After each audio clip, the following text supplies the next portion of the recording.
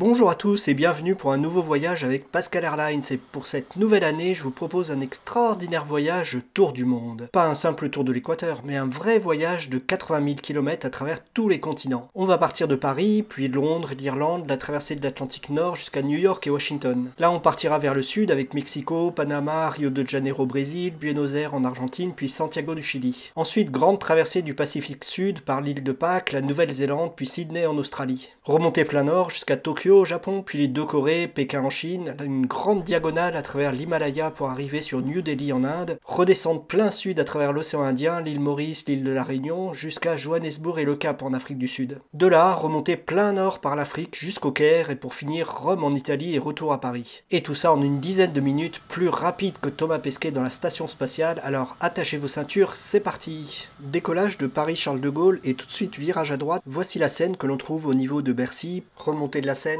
avec le Louvre et la place de la Concorde à droite, avec sa célèbre obélisque égyptienne. Ensuite, remontée des Champs-Élysées, et on va remonter donc les Champs-Élysées jusqu'à l'Arc de Triomphe, place de l'Étoile. Et oui, à 500 km/h, tout va très vite. Retour le long de la Seine pour voir la cathédrale Notre-Dame et l'île de la Cité. Passage au ras de Sa Majesté la Tour Eiffel et ses 330 mètres de haut. Et il est déjà temps de quitter Paris par le nord-ouest, direction la côte normande. 200 km plus loin, voici la côte de la Manche. Là-bas, on commence déjà à voir les côtes anglaises du côté de Douvres. On est maintenant au-dessus de l'Angleterre, on a rejoint le fleuve la Tamise et la grande ville qui se profile là-bas, c'est London, of course, Londres. On arrive par le quartier des docks, transformé peu à peu en quartier d'affaires, et là devant, le petit pont qui marque l'entrée de la ville, c'est le célèbre Tower Bridge et ses deux tours néo-gothiques. À gauche, le gratte-ciel très pointu, c'est The Shard, littéralement l'éclat de verre. Un peu plus loin, la Tamise fait un coude vers la gauche. Après ce virage, à gauche, on peut voir la grande roue London Eye qui offre des vues magnifiques. Et à droite, le palais de Westminster,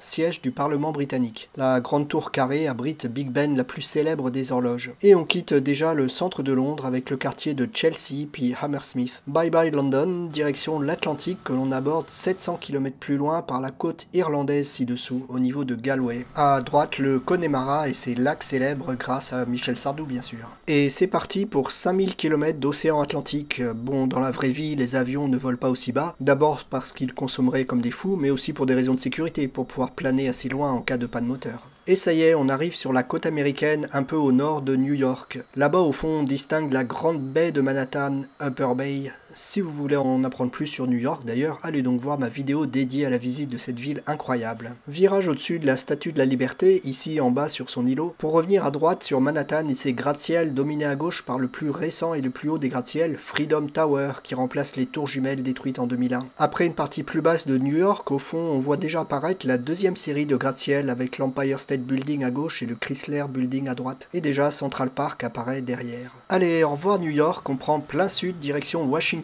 qui en fait n'est qu'à 300 km de là. Et voilà Washington, la capitale des États-Unis. La rivière qui la traverse, c'est le Potomac qui brille là-bas au soleil. On arrive directement sur le Parlement qui fait face à cette grande perspective verte avec au milieu une immense obélisque appelée Washington Monument. Et là, au bord du Potomac, se trouve le mémorial de Lincoln, un des premiers présidents des États-Unis, mais qui est surtout connu pour avoir fini la guerre de sécession. En remontant cette perspective dans l'autre sens, à gauche de l'obélisque, on voit la Maison Blanche, et au bout de la perspective, on peut mieux voir le Parlement des États-Unis et son immense coupole. On va maintenant quitter Washington plein sud pour maintenant rejoindre le Mexique.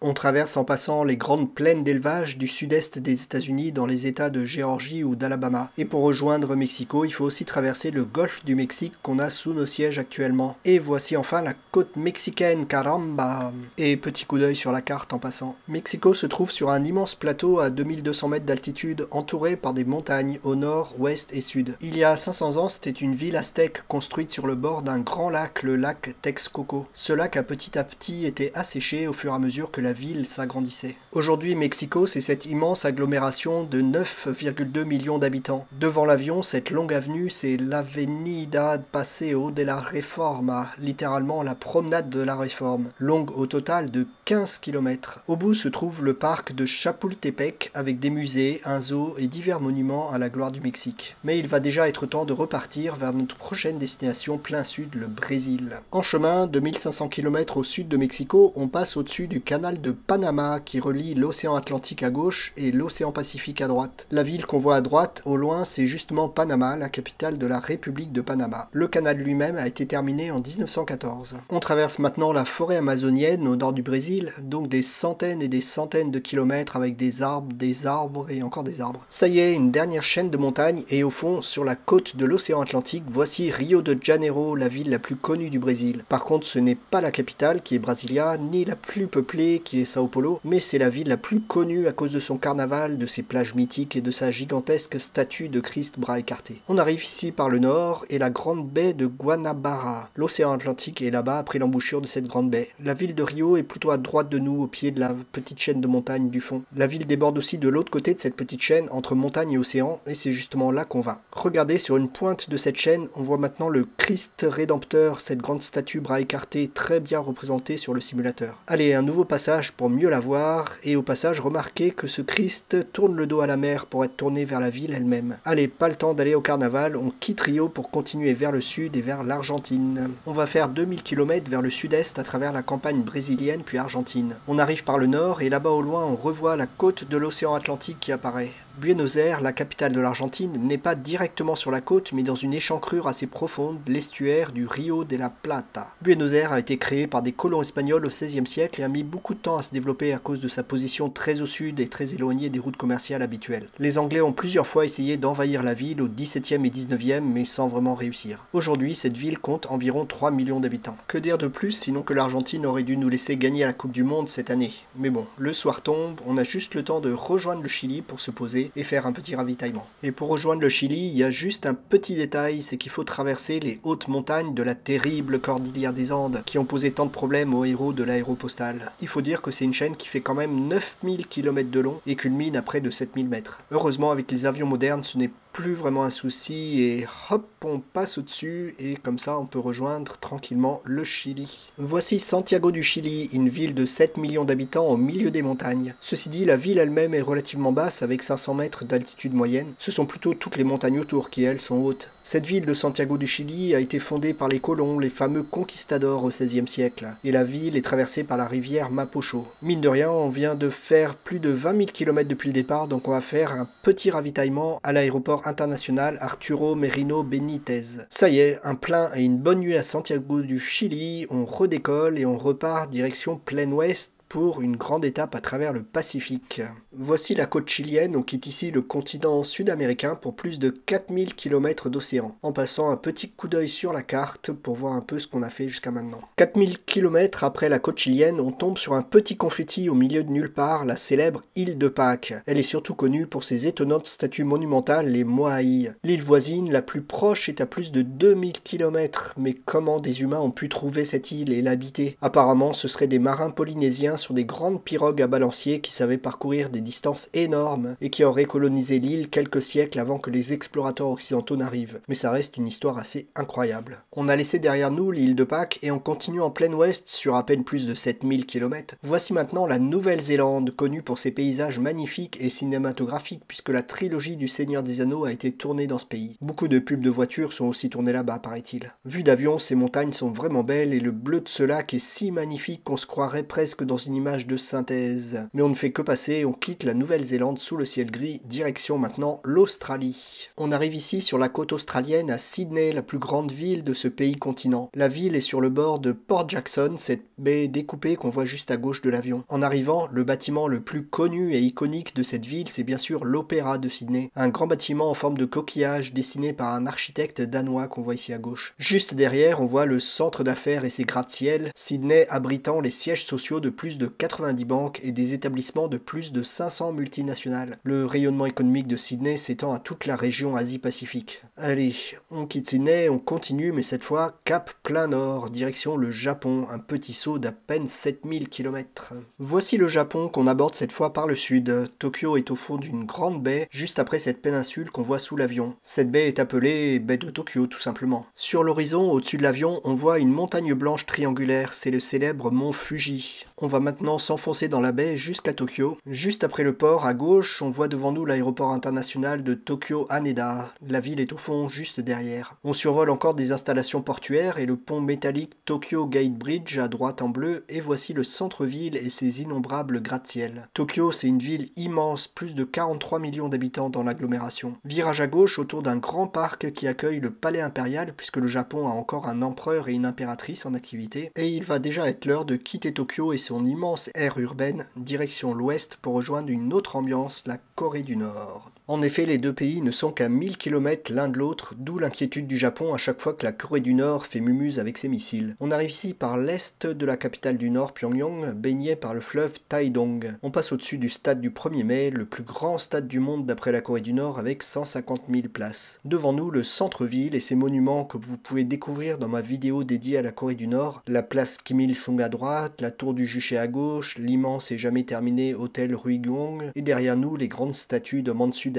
Mais on ne fait que passer, grand virage à gauche vers le sud et on va aller voir le cousin d'en face qui est à peine à 200 km, c'est Séoul, la capitale de la Corée du Sud. On arrive par le nord-ouest sur le fleuve Han. Séoul s'étire de chaque côté de ce fleuve. C'est encore officiellement la capitale de la Corée du Sud, mais beaucoup de ministères et d'administrations ont déménagé dans la ville nouvelle de Sejong, 150 km plus au sud, qui devait devenir autour de 2015 la nouvelle capitale du pays. Mais ce projet est pour l'instant en stand-by. Comme on le voit ici, Séoul est entouré de montagnes et on trouve aussi des petites montagnes même en pleine ville. Séoul, c'est aussi une capitale économique avec les sièges des entreprises coréennes très connues comme Samsung, Hyundai ou LG par exemple. Mais c'est aussi une ville jeune et branchée, en particulier dans le quartier de Gangnam à droite du fleuve. Mais on va laisser la jeunesse coréenne et reprendre notre route pour notre dernière étape en Asie orientale avec Pékin. On va réouvrir notre carte pour voir un peu où on en est de notre périple. Pour atteindre Pékin, on va faire un saut de 1000 km vers le nord-ouest et entrer en Chine. Ça y est, on y est et au bout de cette plaine, on va trouver Pékin et ses 21 millions d'habitants. On arrive par le sud et ce parc à gauche, c'est le parc du Temple du Ciel, un grand temple rond du 15e siècle construit en l'honneur du ciel. Juste après, voici la place Tiananmen qui signifie place de la paix céleste. Quand on sait que cette place est surtout connue pour la répression sanglante des manifestations étudiantes de 1989, on se dit qu'elle ne porte pas super bien son nom. Juste après cette place commence la cité interdite, la résidence de l'empereur et de toute sa cour pendant des siècles jusqu'à la révolution de 1912 qui a renversé ce régime. Petit passage au-dessus du stade national de Pékin, aussi appelé le nid d'oiseaux, et il va être temps de partir vers le sud-ouest pour quitter la Chine, direction l'Inde. Et entre la Chine et l'Inde, il y a les plus hautes montagnes du monde, la chaîne de l'Himalaya.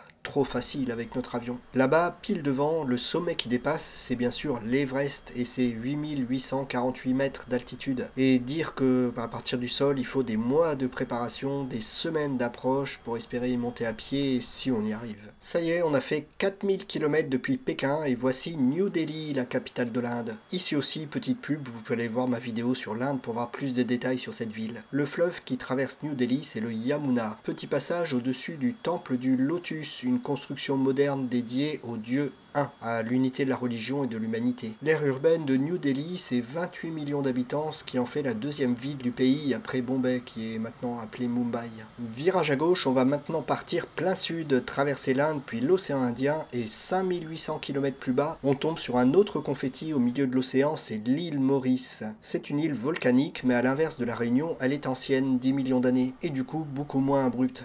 Ça a aussi donné le temps à un récif corallien de se former tout autour de l'île et de créer ces plages paradisiaques qui font la richesse touristique de l'île. Elle est indépendante depuis 1968 et ce petit pays a su développer une économie variée et attire maintenant les investisseurs à la croisée de l'Inde, l'Afrique et l'Europe. En continuant vers le sud-ouest, 230 km plus loin, on trouve la jeune sœur de Maurice, l'île de la Réunion. Là encore, je vous renvoie vers ma vidéo sur cette île pour plus de détails. Cette jeune île volcanique est extraordinaire de par la variété de ses paysages et de son climat qui est accentué par le relief puisqu'en quelques kilomètres, on passe du niveau de la mer au piton des neiges à 3000 mètres d'altitude. De plus, une partie de l'île est occupée par le piton de la Fournaise, un volcan en activité qui entre très régulièrement en éruption et du coup continue à façonner le paysage de cette île de la Réunion. Retour vers le continent, au sud de l'Afrique, avec la capitale économique de l'Afrique du Sud, Johannesburg. Avec 4 millions d'habitants, c'est la plus grande ville du pays et son aire urbaine est la troisième plus grande d'Afrique en nombre d'habitants. Dans les années 80-90, suite à la fin de l'apartheid, la criminalité criminalité a rendu la ville extrêmement dangereuse, mais la situation s'est beaucoup améliorée depuis les années 2000 et le redressement de l'économie. Avant de quitter l'Afrique du Sud, quitte à être descendu aussi bas en latitude, on va aller voir la ville du Cap, à côté du Cap de Bonne-Espérance. Surtout, cette ville est surmontée de la montagne de la Table, Table Mountain, une bizarrerie géologique qui donne l'impression d'un plateau parfaitement horizontal à 1100 mètres pile au-dessus de la ville. Cette montagne est ici à gauche sous l'avion. Derrière au loin se trouve le fameux Cap de Bonne-Espérance, le point le plus au sud des bateaux qui allaient d'Europe aux Indes, du temps où le canal de Suez n'existait pas. Allez, maintenant on va repartir plein nord et remonter tout le continent africain. Petit coup d'œil sur la carte pour voir ce qu'on vient de faire et où on va. Au centre de l'Afrique, on traverse la République démocratique du Congo et ses grandes zones de forêt tropicale. Et un peu plus au nord, on va tomber sur l'est du Sahara avec le Soudan, un des pays les plus pauvres du monde. Ça y est, voici maintenant l'Égypte et là-bas au fond la ville du Caire.